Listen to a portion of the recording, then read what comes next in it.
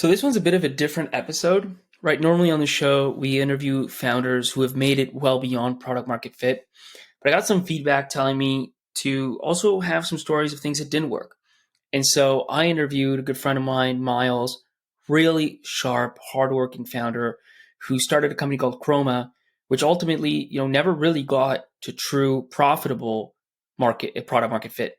He did get, he made some pivots along the way. He got some real traction, but it just never got to the other side. And so he ended up having to shut down. But this episode's full of lessons, part of it, frankly, of what not to do.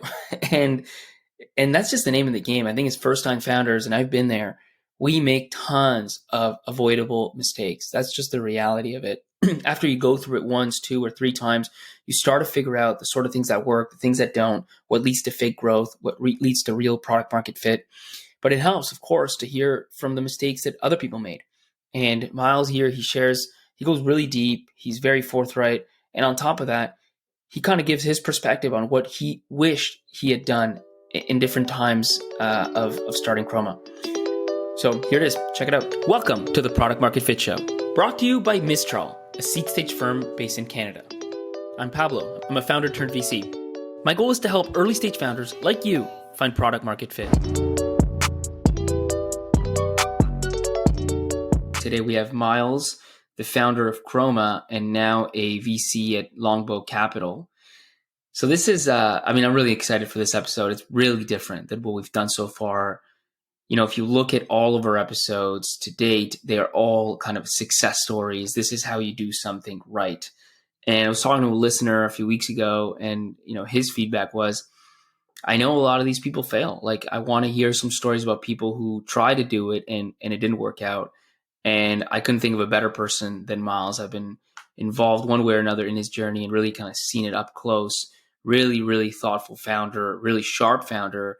Ultimately, Chroma didn't work out. But I think what we're going to do here is just pull out kind of the mistakes you made along the way, the big ones. Everybody makes mistakes, but what were the really big ones that if you could go back, you would change, and maybe how you would do things different? So anyways, Myles, tell us, at the beginning, what was the first idea for Chroma, and how did you come up with it? I was at Skip the Dishes at the time, and I was living with our head of product and one of the co-founders and our head of growth. And our landlord, we all lived in a house called the Skip House at the time. And our landlord came by with a paper lease, and he said, guys, can you fill out this lease, scan it, email it back to me? All of us just sat there and were like, there's no way. This guy manages 4,000 homes. There's no way he drops off all these leases. So it kind of stuck in our heads, and we when we were working, we would come back and say, man, I still can't believe this guy's dropping off these leases. And when we talked to him, he said, yeah, sometimes I drop off a couple a day. And we were like, have you ever heard of DocuSign sort of thing? They've already solved this. And as we all started to kind of move towards leaving Skip the Dishes, we started to think about other things that we could do. And I've always sort of believed that you should do what you're good at. And the things that we were good at were operationally intense businesses that benefit from network effects and are geographically spread out, where you can launch cities and zones and things like that. And it was all from our time at Skip the Dishes. And so we started to kind of put the two together, almost as simple as restaurants, couriers, and customers are like landlords, property managers, and renters. And it's not a perfect fit, but that's kind of how in our heads, I think it kind of shook out.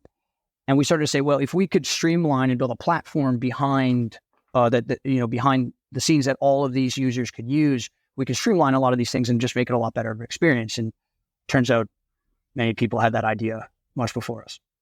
But that's basically the genesis of the business. We tried to leverage what we were good at in a somewhat analogous space to try to build a big company. It's not uncommon, right? I think the hope is you find a customer pain point and then you figure out how to solve it. That resonates with you and you figure out how to solve it. But you wouldn't be the first person to kind of say, what am I good at? What are my strengths? Or even the other way, which is I've built this product. Where should I sell it? I've built this technology. I guess that's very common. I have this IP. Where can it work? And it doesn't always fail, but there is something a little artificial about it. And maybe just it's a bit more of a risk, right? That you'll never land on something real. So I guess the next question is, you have this thinking what sort of like validation do you do, if any? Yeah, I think so. When I joined Skip, the company was already successful. And so I wasn't there in the early days. I wasn't part of that discovery element. And so I think I maybe didn't know how to do it properly. But what we did is we had conversations with as many small and large landlords as we could. And it's not about just having those conversations, it's about what happens in those conversations. And we had somewhat made up our mind. I mean, before we had any of those conversations, we started sketching out like, here are all the buckets of work that you would have to do as a landlord and a renter. And here are all the features that we could build in order to streamline that work. And so by doing that, we sort of came up with the solution before we knew the problem. And so we just like, oh, we're going to intuit our way to a platform that solves all these problems. And so when we started to have those conversations with landlords, small and big, and renters for that matter, we asked the wrong questions, which, they always say like, judge somebody for their questions, not their answers. We asked the wrong questions and we led people, in retrospect, we led people to, what we wanted to hear. And I'll give you an example. We would say, what are your biggest pain points? Trying to pretend as if we were asking the right questions. And they'd be like, well, we have to use all these softwares and blah, blah, blah. And, renters don't pay on time. We don't know if they're good renters and we don't know until after, and they damage the places and, maintenance and things like that. And this is embarrassing in retrospect, but we'd be like, well, what if there was one platform that could do all that for you? And they were like, yeah, that sounds amazing, honestly. And they'd be like, well, how much would it cost? And we're like, it'd be even cheaper. And they'd be like, yeah, no brainer. We would for sure do that. And that was like all we needed. We were like, cool, we'll build it. In retrospect, it sounds so dumb because we basically just created a fake scenario where people would tell us what we wanted to hear so that we could go do it. In retrospect, now that I know a little bit about that industry after, 2 years in it, we started it totally the wrong way and with the wrong wedge, and we didn't actually listen to customers' pain points. And that's why, a year and some into the business, we realized that we needed to pivot because the cart was so far in front of the horse that we would have been this in zombie mode, raising, $500K to try to build out this platform that no one would use until it could solve all their problems. And I could see that was just years away, and it would have, it was, the opportunity cost was not right. So we that's why we had to pivot. But yeah, the discovery we did was totally backwards. And so what you're talking about there is, honestly, it's the most common mistake that first-time founders make, hands down. Like early stage 0 to 1, that's the most common mistake. I did the exact same thing. Lee and I, when we started Gym Track, we did the exact same thing. We went out, we had the system for gyms to automatically track their wearables. And so our customers were gyms and gym operators. And we went out to 25 gyms and we got 25 letters of interest. And we did it by telling them what they needed to hear. And it was wild. Like it was what you're talking about.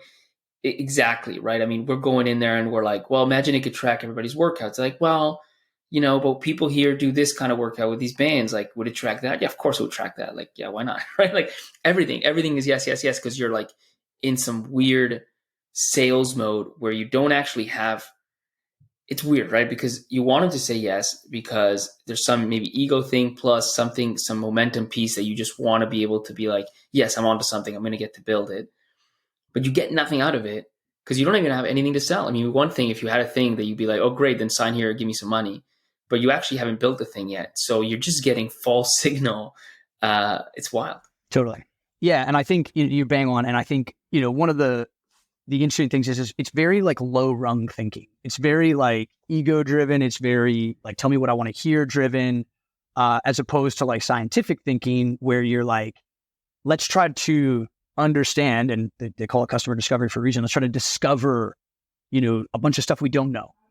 And so we were starting from a position of like, we already know what the answer is, as opposed to being like, we don't even know what the problem is. Right. And so, in retrospect, when we did pivot and didn't move into doing what I think is more proper discovery, we were a lot more successful. But I think, to your point, I think it's common. That doesn't make me feel any better, but I do think it's common. But to your point, I think this founder as a scientist is the right analogy. Like founders are builders.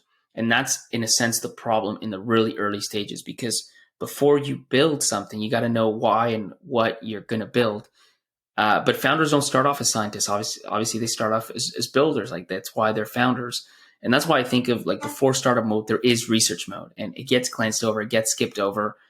And when you do that, unless you're like either solving your own, kind of a consumer product and you're the person on the other side, or you're in the industry already for decades, in which case you've effectively already done the research one way or another. If you glance through this, you're not gonna hit. So anyways, going back to your story, you get all these yeses, so you take it to mean something positive. How do you leverage it? Like what starts happening as you start building this product out and try to get it into the market? Really predictable outcomes, actually. So what happened was, when you build a business that conducts operations, and frankly, any business, you build it around the software that you use. And what I mean by that is, if you have to do 10 things and your software solves 4, you need people or processes to solve the other 6. And so in the landlord world, most of whom already use, particularly larger scaled landlords, already use some type of software. If we go in and say, we can do payments, which is what we did, way better than what you do today, they're like, wow, that's really cool. This is way better. What about maintenance? What about new renters and new applicants? What about background checks? What about this? What about this? What about this? And what we came to learn was that even if we did one of those things better, in order for them to use our product, they would lose all the other ones. So like all the 4 other things that the software, their current software does, even if it doesn't do the one as well. And they were like, well, who would do this work? We don't have people to do those things because our software does it. So their answer predictably was, let us know once your software can do all of the stuff that you said it would be able to, so that it can swap out for the current stuff we use. Because until then, we're not just going to go like add all these people. And once we heard that, we were like, yeah, obviously. But what our sort of, maybe more ego-driven answer was, well, we better build this stuff quickly, like as fast as possible. So we hired more engineers, and we hired more product people. And that was sort of when we started to sort of take a step back and say, wow, this is like a 3-year build. How many people did you get to without any meaningful revenue? I think 17. Wow. Now, not all of those were full time. Sure. And many of them, like we had like some contractors but people spending part of their days on Chroma was like 17. And to put that into perspective, a friend of mine has a startup in Toronto that has her and her sister, and they do $50,000 a month in revenue. And it's probably more complicated than what we were doing. They just do off the shelf stuff, and they just grind. Walk me through this. Like, what does it feel like to have? There's nothing wrong with having many employees. Obviously, you want to grow a business, you got to hire people. But there's something weird I've noticed, because I did this same mistake, same thing at GymTrack. There's something offsetting about, or kind of some weird feeling about having all those people doing work and not any like real customers. Like, what was that like? I think what we told ourselves was, it's coming. It's we have to keep building, or else if we stop building, then customers won't sign up, kind of thing. I got this really great piece of advice from a good friend of mine who's a VC in Vancouver. And he said, honestly, I've never seen a company become successful after they release that one last feature or the next feature. It's always like the first thing they do. Like, think about Facebook back in the day. You could only write on someone's wall and like set your, relationship status. It was the simplest company in the world.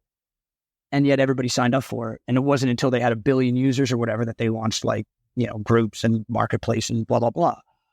But when I think about a wedge, that's what I think about now, is like, what is that first thing that you're launching that people sign up for? And we just didn't have one. Like payments, and then frankly, payments, landlords have been getting paid for 5,000 years. They find a way. That's not the pain point.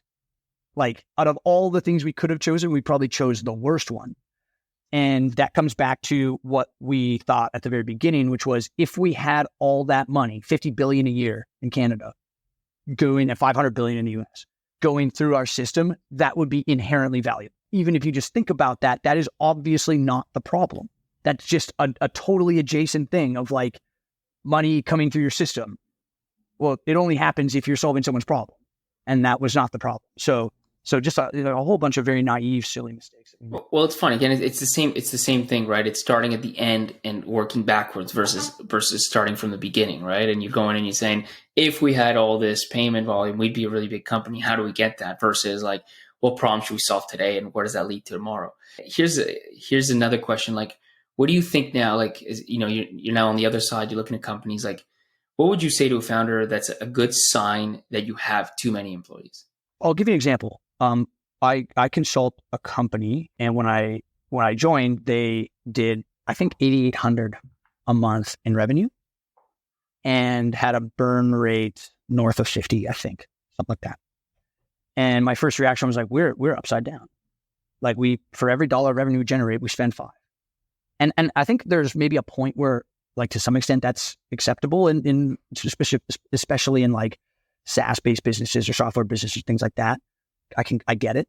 But for me, a big indication is like maybe less about like how many employees you have, but more about like what the business profile is. And so where are we in that journey? Like, if you're, call it, I don't know, pre 10 grand or 20 grand a month, if you have like more than 5 people, I don't know what you're doing. Like, especially if you're trying to start small. I mean, if you go raise 10 million because you're a third time founder, and yeah, sure, like, you might be able to buy your way through some product market fit to some extent. But my sense is if you're trying to, or like, organically build a startup and iterate your way to a really nice business, and frankly, like, Facebook started the same way, which is like, I don't necessarily like the company, but I think it's a very great story about how to build a company.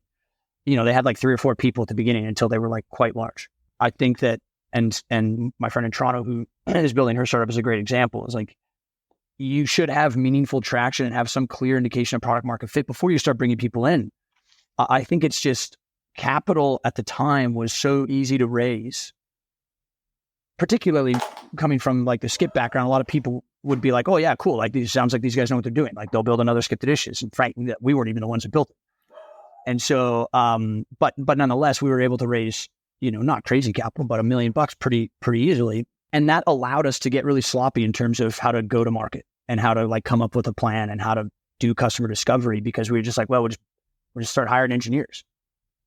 And, I oftentimes said, first time founders over index to product and under index to distribution. And then if so when I'd say that, people would be like, oh yeah, that sounds right, roughly. Who's on your team? And it was just me, a head of product, and 6 software engineers. And so like, just a bunch of people that don't know anything about getting a product to the right customer. And so not only did we probably know the right answer, we just completely ignored.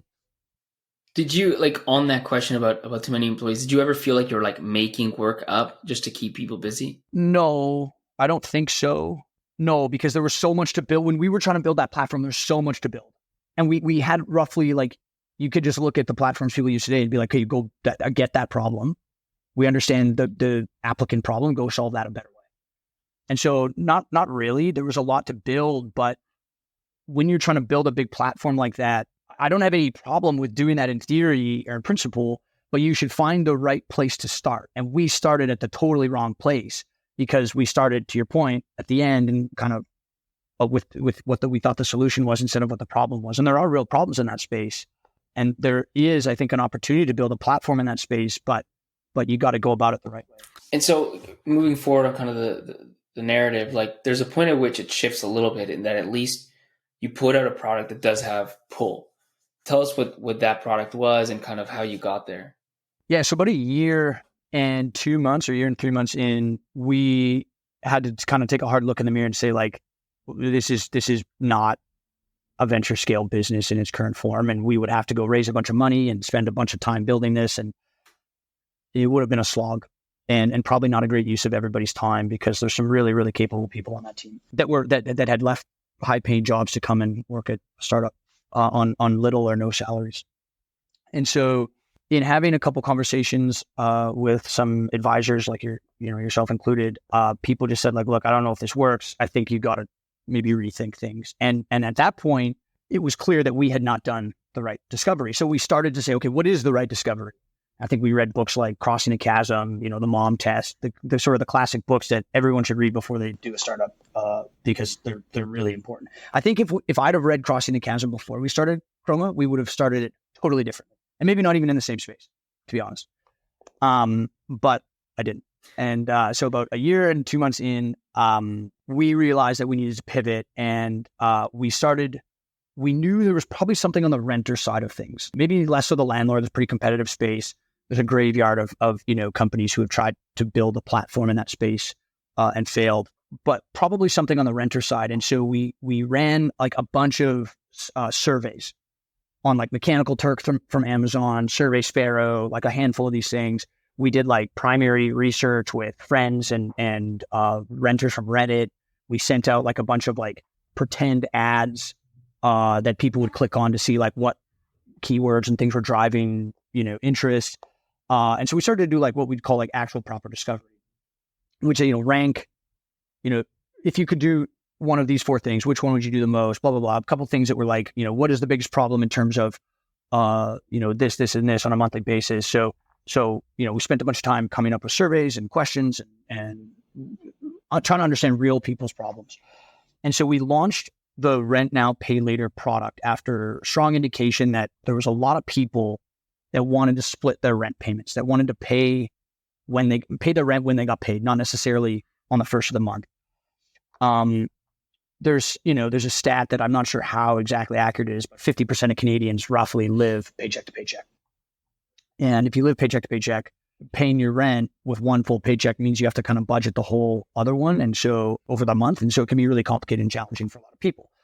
And I'm not sure that housing prices and interest rates have helped that. And so a lot of people go to payday loans. A lot of people go to, or just late and get charged late fees, like pretty exorbitant late fees by landlords, or they get insufficient funds, which is like $45 from your landlord and $45 from your bank. So it's pretty punitive for folks who can't make those payments.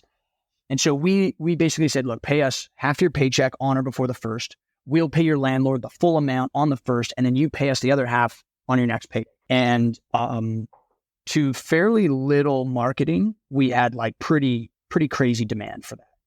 Now, in retrospect, we're giving away money. And so a lot of people sign up when you give away money. I'll sign up if people give away money. And so I think where we got to was that we had finally built something that people wanted, like a lot. That was like the first time that we were like, okay, cool. We've created some value here. I think where we started to get a little bit of maybe trouble was as rates rose, we started to get compressed on unit economics because our cost to borrow went up or would have gone up. The creditworthiness of our customers declined, broadly speaking. That business model works, I think, only when capital is cheap, available, and rates are low. I think I'll stop there for a second because touching on something that's broad, right? Which is fintech lending, especially, is a weird business. And I mean that because in most cases, when you have crazy pull, it means something. But as you said, if you're asking, hey, who wants money? You're going to have crazy pull. And now it doesn't mean anything. The only way that it means something is if the underlying unit economics of that are very much kind of in your favor. And I think what we saw over the last few years is a lot of what we thought was fintech innovation was just cheap money. Like that's all it was. I mean, you look at a bunch of these like buy now, pay later platforms, a bunch of other fintech lenders in like alternative spaces. And it was like, oh, money's free. And these people in this world aren't really getting it, as easily as they should be. I'll come in the middle and I'll do that. And it worked until all of a sudden money was worth something and became expensive again. And the side you're lending to wasn't able to absorb that, or could only absorb it up to a certain point. And now you just get compressed. This middlemaning thing doesn't work. So like a lot of businesses died because of that. In a sense, it was good that you were still like small. So you didn't, it wasn't as bad kind of the fall. And I think you saw it earlier than many, but it's a good thing to note because like, again, usually pull means something. And when you're lending, when you're giving away money, when you're giving away something, it doesn't mean nearly as much. Yeah. To that end, I think it's almost like a cheat code a bit, in terms of like product market fit, because you're sort of like, to your point, who wants money? And everyone's like, I do. And so is that really creating value? I mean, I'm not saying that leverage and capital can't create value for people.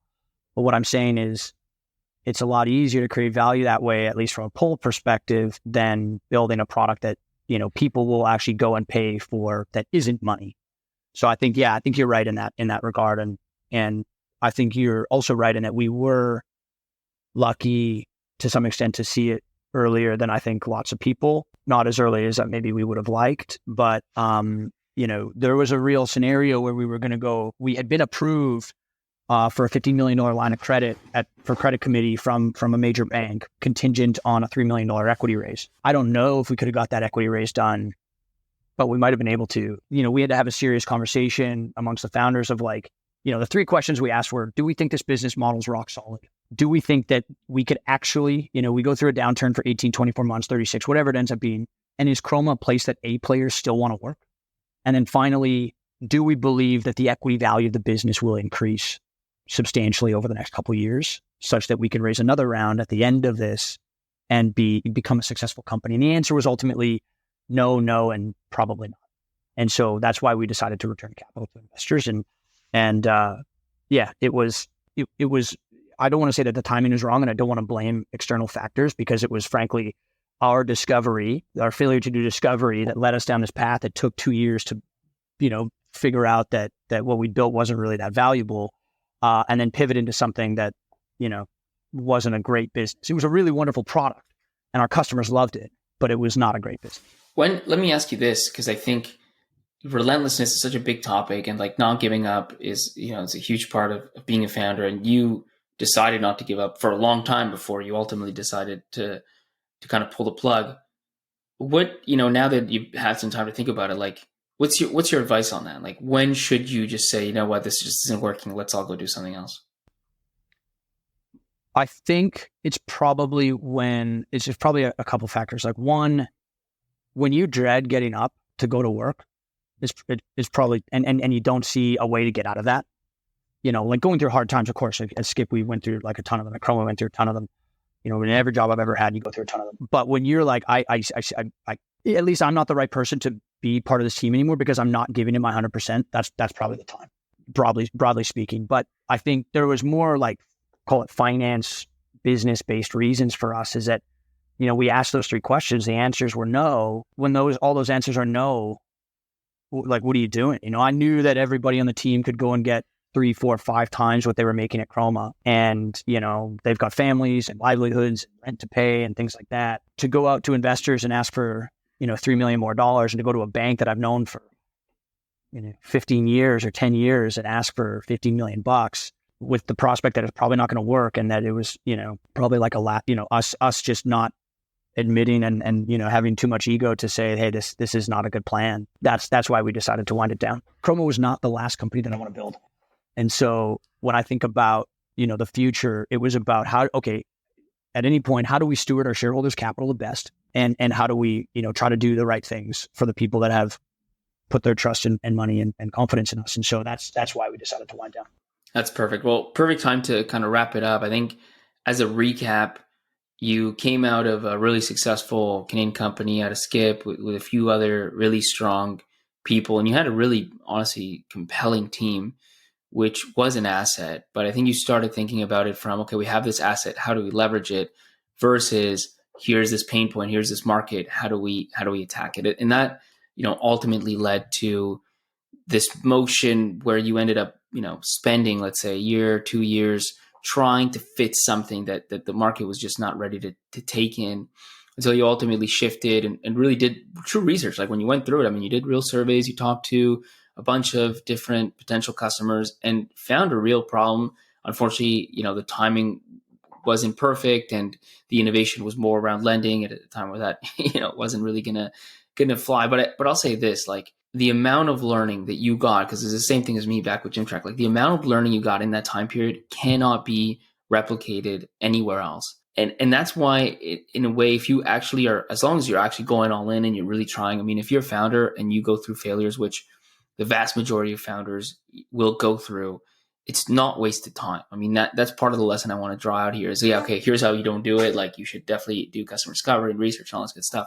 But the flip side is, if you really go through it and you actually are making something happen and you're going all in on it, you will learn so many things that it's kind of like a super cheap MBA or whatever. Like you think of it like that, because honestly, you come out of it a completely different person. Yeah, I think, I was really torn when we decided to wind down between doing something else right away, like i.e. founding a company, or going the VC route, because I felt like I had just all the stuff I wish I knew when we founded Chroma, I had just learned.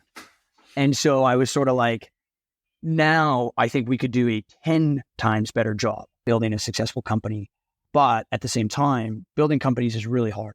I decided to try to leverage what I'd learned throughout that process to support other founders who are building great companies, and sort of maybe take a little bit of a backseat for myself for a couple of years, and try to support the ecosystem in Canada, particularly in the energy space, which is what we focus on, which is what my background was prior to Skip the Dishes. So yeah, you're bang on though. Is I don't know if the lessons are better if you fail than if you're successful. I think they're probably somewhat comparable, but I definitely remember every single mistake, every single big mistake that we made, and how we got there, and why we made it, and what not to do. And so when I give advice to people, it's not, here's what you should do. It's like, here's what you should definitely not do, because I can tell you where that ends. And so, yeah, it's you're right. It's a good learning experience.